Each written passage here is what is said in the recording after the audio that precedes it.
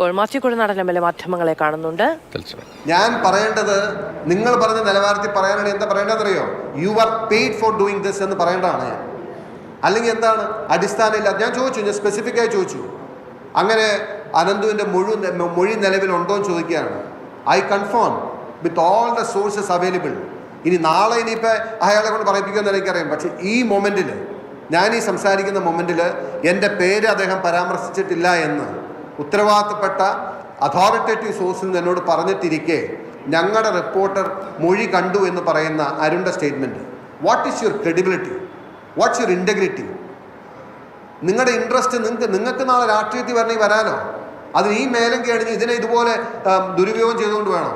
It's pathetic. അതുകൊണ്ട് ഞാൻ പറയുന്നത്, ഞാനാണോ കള്ളം പറയുന്നത്? മാത്യു കുഴൽനാടനാണോ കള്ളം പറയുന്നത്?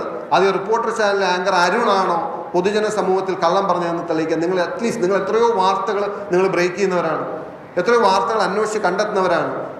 ഞാൻ സത്യം പറഞ്ഞാൽ ഒരു കാര്യം പറയട്ടോ, കൈരളി ചാനൽ ഇതിലും മാന്യതയോടെ പെരുമാറിയിട്ട് സത്യത്തിൽ.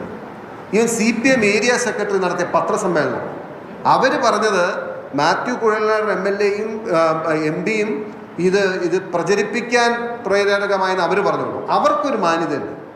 CPM നടത്തിയ പ്രതികരണം, അവരെന്നെ രാഷ്ട്രീയ എതിരാളികളാണ് പറയാൻ. ഈ റിപ്പോർട്ട് ഒരു ചാനലിൻ്റെ പേരും ഒരു ഒരു ആങ്കറിൻ്റെ ഇതും വെച്ചുകൊണ്ട് ഇത്രയും മോശമായി. Your interest is political or your interest is something else. You are not for truth. നിങ്ങൾ സത്യത്തിന് വേണ്ടിയിട്ടല്ല, നിങ്ങളുടെ താല്പര്യങ്ങൾക്ക് വേണ്ടി ഈ മാധ്യമ പ്രവർത്തനത്തെ ഇതുപോലെ ഡീഗ്രേഡ് ചെയ്യുന്ന പ്രവർത്തനം നിങ്ങൾ ഓരോരുത്തരും അത് എക്സ്പോസ് ചെയ്തില്ലെങ്കിൽ നിങ്ങളും അതേ ബ്രാക്കറ്റിൽ വരും. എങ്ങനെയാണ് പത്രങ്ങളെ ജനം വിശ്വസിക്കുക? എങ്ങനെയാണ് മാധ്യമങ്ങളെ വിശ്വസിക്കുക? നിങ്ങൾ പറയുന്ന വാർത്തയ്ക്ക് എന്ത് ക്രെഡിബിലിറ്റിയാണുള്ളത്? അതല്ലെങ്കിൽ നിങ്ങൾ പ്രൂവ് ചെയ്യണം. I place this as A challenge. Reporter ചാനലിന് ആസച്ച് എടുക്കാൻ പറ്റുമെങ്കിൽ എടുക്കുക. ഈ മൊമെൻറ്റിൽ മാത്യു കുഴൽനാടനെതിരെ ഒരു സ്റ്റേറ്റ്മെൻറ്റ് അനന്തുവിൻ്റെ ഉണ്ടായിട്ടുണ്ടെങ്കിൽ ഞാൻ പറഞ്ഞല്ലോ, എനിക്ക് ഞാൻ 7 ലക്ഷം രൂപ വാങ്ങി നിങ്ങൾ തെളിയിക്കണ്ട.